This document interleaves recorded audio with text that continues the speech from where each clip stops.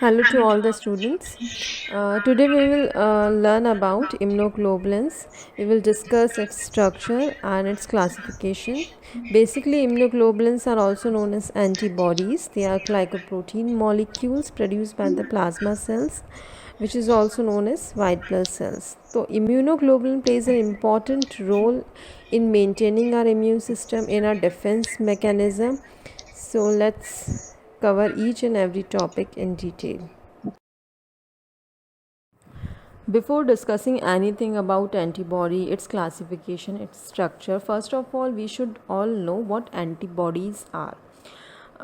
Antibodies are basically it is a peptide molecules that are secreted from the plasma cells. Now, what happens actually? In our body, there are two types of immune system: cell-mediated immune system and humoral immune system. Now, among humoral immune system, we have things like complement and antibodies mediated immune system. Basically, basic difference between the cell mediated and humoral immune system is cell mediated is a first line of defense. Cell mediated immune system involves macrophage, dendritic cells, natural killer cells that protect us against our infections. If there is any infective agent, it will kill that or engulf that. But once interaction with such those antigen presenting cells happen, they activate B cells, and then B cells convert itself into plasma cells. Now, these plasma cells are bigger in size than B cells, and in the cytosol of these plasma cells, different types of proteins start producing, and this different types of protein is known as antibodies. Before moving further, we should know some of the basic details about immunoglobulins. That immunoglobulins are also known as antibodies, that we all know. They are glycoproteins produced by plasma cells, that is white blood cells. They act as a critical part of immune response by specifically recognizing and binding to a particular antigen. This antigen can be bacteria, virus, or whichever foreign material which aid in our destruction. Now, antibody immune response is highly specific and complex. Now, the immunoglobulins are further classified into their various classes and subclasses, and this is on the basis of their biological features, structure, target specificity, and distribution. Now, basically, there are two terms, epitope and paratope. We should know these two terms before proceeding further. That is, epitope, as you can see also, epitope, it is present on the antigen. Now, epitope is also known as antigenic determinant. It usually consists of 4 to 5 amino acids or monosaccharide residues. It has spherical special configuration and it reacts with the complementary site of antibody. Now, epitope is present on the antigen. It reacts with the antibody on its specific site, and that specific site which is present on the antibody on which epitope reacts is known as the paratope. So, paratope is a combining area of antibody molecule corresponding to the epitope. Clear? Epitope is present on the antigen while paratope is present on the antibody. They both combine together to form antigen antibody reactions.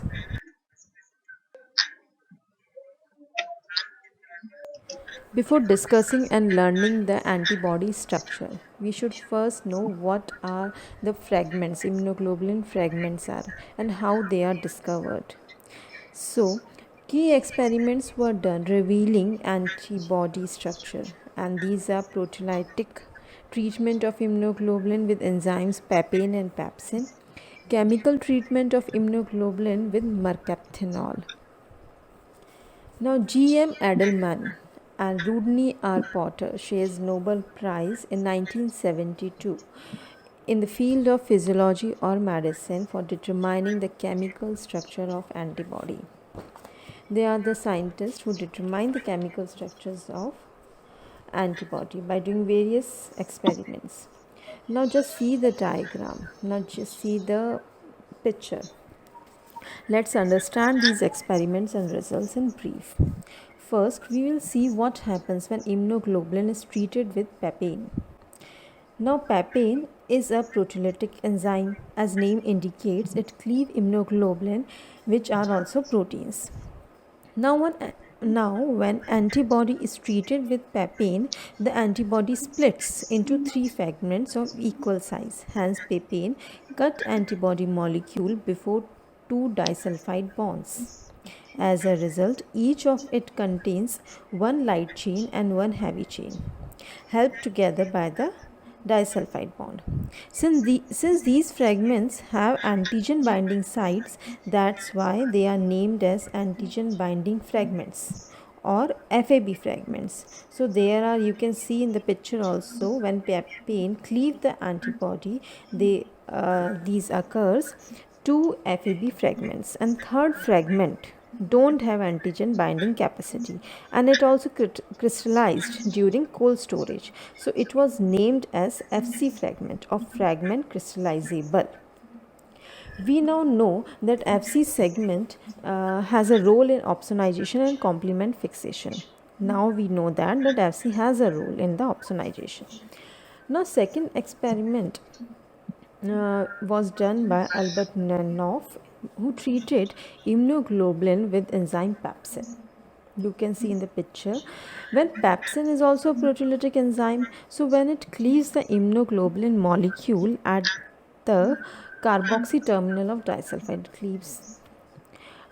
This results in the fragment which has two antigen binding sites, and they remain linked, and this fragment is represented as fab whole prime twice, FAB prime twice, where F stands for fragment, AB stands for the antigen binding sites.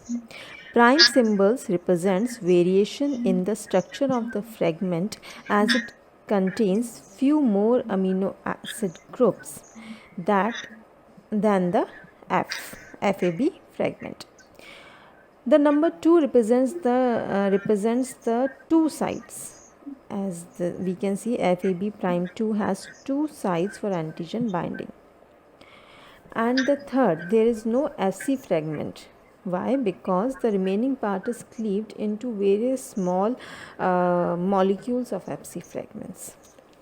So this is second experiment. Now third experiment, which was done by Adelman, it is done by mercaptithanol. Now what happens that mercaptithanol is a reducing agent which breaks the disulfide bonds. So mercaptithanol breaks disulfide bonds, leading into two identical chains which are 22 kilodalton each, and other two identical chains of about 53 kilodalton each. The larger molecule, which is 53 kilodalton, was designated as H chain or heavy chains, and the smaller molecules are known as the light chains. So these are the three major experiments which further give result to the structure of antibody. Now FAB is an antigen binding fragment, is a region on the antibody that binds with the antigen. It composed of one constant and one variable domain of each heavy and the light chain. FC is the fragment crystallizable region. Now you can know where the crystallizable word come from. The fragment crystallizable region, it is a FC region. It is the tail region of an antibody that reacts with the cell surface receptors and some proteins of the immune system.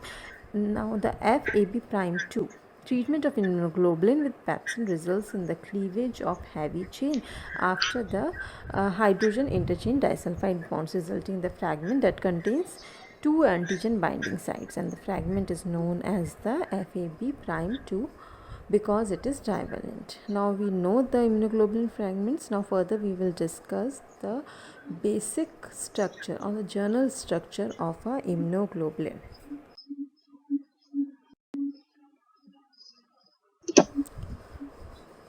Now this structure is the basic or general structure of the antibodies. As we all know, antibodies are glycoprotein. It is a protein structure, and there is a specific antibody for the specific antigen, as we have earlier discussed, specific epitope for a specific paratope. Now, as you can see in the diagram, it is a journal diagram. Now, the antibodies are basically, generally, it is a Y-shaped structure. It consists of two heavy chains and two light chains. So basically, the four-chain structure is the basic unit. Now you can see FC and FAB. Now the whole structure of the antibody, it is divided into two parts, FAB and FC, where FAB is the portion where antigen comes and interact with the antibody. So it is specifically for the antigen. It is a specific portion for the antigen. Now FC portion is that portion which is involved or interact with cell surface receptors of our immune system. So FAB, it reacts with antigen, while FC, it interact with the cell surface of the immune system. Now all the four chains are connected by each other through intra-chain disulfide bond or inter-chain disulfide bonds. Now in the both region you can see VV written or C written. Now V portion is known as the variable portion, while C portion is known as the constant portion. Now as the name itself suggests, V portion is the variable portion. So we can we have in the structure variable heavy chain region, variable light chain region, simultaneously constant heavy chain region and constant light chain region. Now what is this variable region? The variable region is the first fragment which directly interact with the antigen. So it is a variable portion, means two antibodies don't have same variable region. It is different for different antigens. Understood? Now variable regions means amino acid sequence of this region can vary from cell to cell, from time to time. That is very important because in our body different pathogens are involved in pathogenic reaction. So our body needs to be prepared against all types of pathogens. We don't know what kind of antigen will enter, so we should at least have one match against that antigen. So that is the variable region.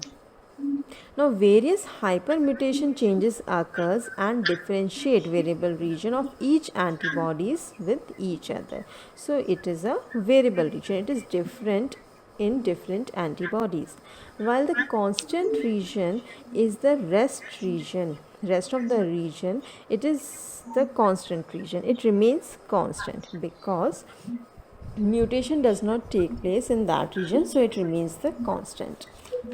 Now what happens, some of the statistical data shows that the two light chains are identical to each other and are approximately 25 kilodalton, while the two heavy chains are also identical to each other and are of approximately 50 kilodalton. As all you know, name suggests heavy light chain is 50 kilodalton and light chain is 25. So that's why it is known as the heavy chain, while that's why it is known as the light chain. Now each light chain is attached to the heavy chain with the help of disulfide bonds. Now two heavy chains are also attached together by the two disulfide bonds. So we have interchain disulfide bonds as well as intrachain disulfide bonds. Understood? Now light chain domain is written as VL or CL, while heavy chain domains is VH, CH1, CH3 or CH4. Domains, what do you mean by domains? Now immunoglobulin is folded into a globular region, each of which contains an intra-chain disulfide bonds, and these regions are known as the domains. In the next slides we will learn about the classification of antibodies.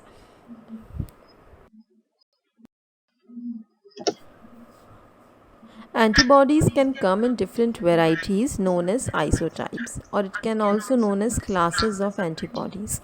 In placental mammals, there are 5 antibody isotypes known as IgA, IgD, IgE, IgG and IgM. I remember it as GAMED, GAMED, IgG, AMED. They are each named with an IG prefix that stands for immunoglobulin, and all these five antibodies classes differ in their biological properties, functional locations, and ability to deal with different antigens. Now, the different suffix of the antibody isotypes denote the different types of heavy chains the antibody contains, with each heavy chain class named alphabetically, like alpha, gamma, delta, epsilon, or mu, and this gave rise to IgA, IgG, IgD, IgE, and IgM. Now, in detail, one by one, we will discuss each and every antibody class. Antibodies can come in different varieties known as isotypes, or it can also known as classes of antibodies. In placental mammals, there are five antibody isotypes known as IgA, IgD, IgE, IgG, and IgM. I remember it as GAMED, GAMED, IgG, AMED. They are each named with an IG prefix that stands for immunoglobulin, and all these five antibodies classes differ in their biological properties, functional locations, and ability to deal with different antigens. Now, the different suffix of the antibody isotypes denote the different types of heavy chains the antibody contains, with each heavy chain class named alphabetically, like alpha, gamma, delta, epsilon, or mu, and this gave rise to IgA, IgG, IgD, IgE, and IgM. Now, in detail, one by one, we will discuss each and every antibody class.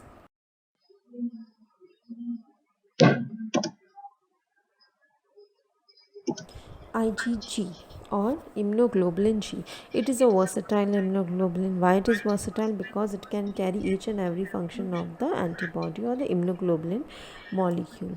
It constitutes about 80% of the total serum immunoglobulin. The IgG, it consists of 2 gamma heavy chains and 2 kappa chains. Basically, these IgG antibodies is subdivided into 4 subclasses: Ig1, Ig2, Ig3, and Ig4, which is differentiated on the basis on the structure of the hinge, presence of the hinge. Now what happens, this is the first antibody which is present in the fetal cell, so it can cross placenta. It is the only antibody which can cross placenta, which is present in the fetal cell, which can provide the immunity to the fetal cell up to 6 months of the age. Now, the main function of the IgG is opsonization. What happens in the opsonization function is when suppose any bacteria attacks our body. Now, what happens, the FAB portion of the IgG, it binds to the bacterial cells, and the FC portion it binds to the receptors of the phagocytic cells. Now when this whole bacteria is binded by the IgG, and then FC portions get attached to the phagocytic cells, the phagocytic cells then phagocytosis do phagocytosis, in which the phagocytosome is produced and the bacteria is engulfed in that, and by certain secretion the opsonization of that bacteria it occurs. This whole process is known as opsonization, and it is the one of the main function of IgG antibodies.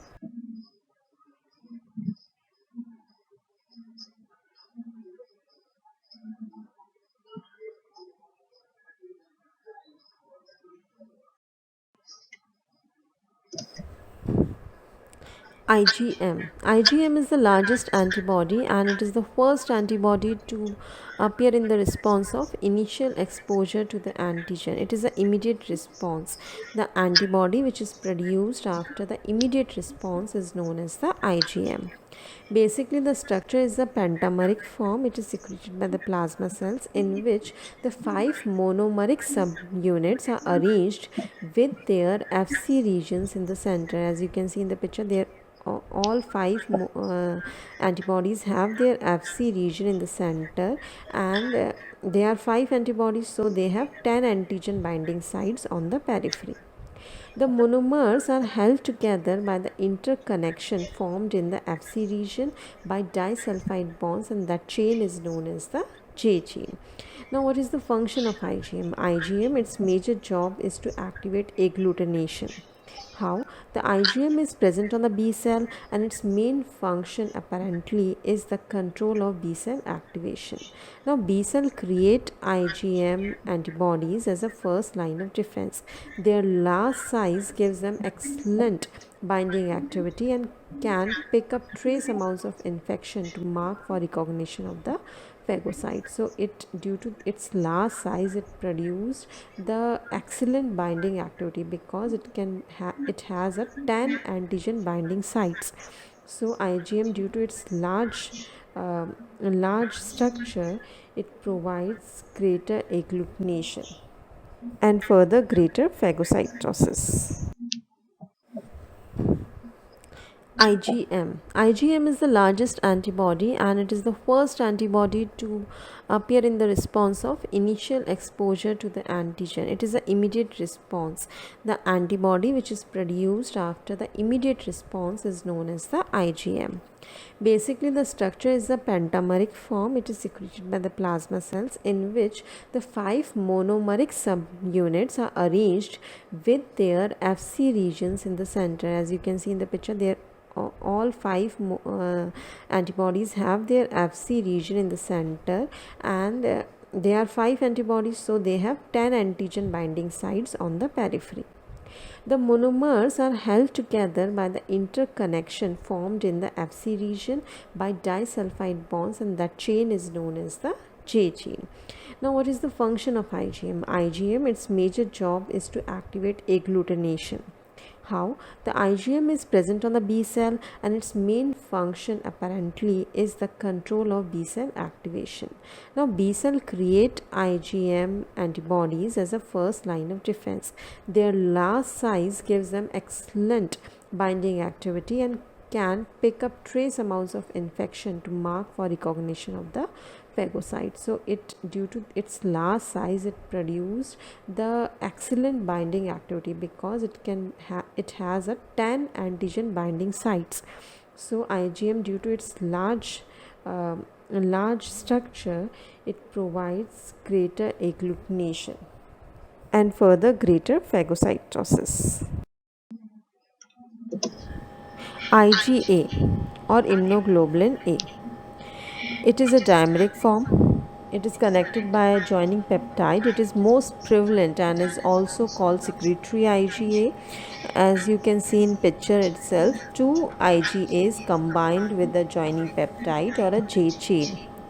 It represents about 15% of total immunoglobulin produced throughout the body. It is the main antibody which is secreted by the mucous membranes, including tears, saliva, sweat, colostrum. Many of the mucous membranes like respiratory epithelium, genitourinary tract, gastrointestinal tract. It helps there in fighting with pathogens. IgA, or immunoglobulin A. It is a dimeric form. It is connected by a joining peptide. It is most prevalent and is also called secretory IgA. As you can see in picture itself, 2 IgAs combined with the joining peptide, or a J chain. It represents about 15% of total immunoglobulin produced throughout the body. It is the main antibody which is secreted by the mucous membranes, including tears, saliva, sweat, colostrum. Many of the mucous membranes like respiratory epithelium, genitourinary tract, gastrointestinal tract. It helps there in fighting with pathogens. IgE, or immunoglobulin E. As you can see in the picture also, IgE is also similar to the IgD, but it has an extra CH domain. Its main function is also associated with the allergic reaction. Whenever the allergy occurs in our body, the antibody which is found in the bloodline is IgE. Now, it is found in the lungs, skin, and mucous membranes. The main function of this antibody is to provide immunity against parasites or worms. It is utilized during the immune defense against various protozoans parasites.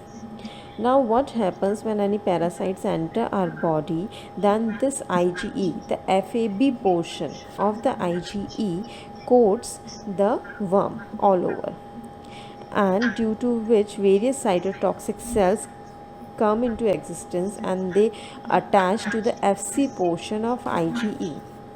This whole attachment now give rise to various cytokines released start releasing, now due to which these cytokines or these chemical factors start making the pores in the worm's body and ultimately killing the worm. And this whole process of the killing worm with the help of IgE and various cytotoxic cells, and eosinophil is also used, which is a white blood cell. It is also utilized in this process. This whole process is termed as ADCC, antibody dependent cellular cytotoxicity, which is one of the main function of IgE antibody. IgE or immunoglobulin E. As you can see in the picture also, IgE is also similar to the IgD, but it has an extra CH domain. Its main function is also associated with the allergic reaction. Whenever the allergy occurs in our body, the antibody which is found in the bloodline is IgE. Now, it is found in the lungs, skin, and mucous membranes. The main function of this antibody is to provide immunity against parasites or worms. It is utilized during the immune defense against various protozoans parasites. Now, what happens when any parasites enter our body?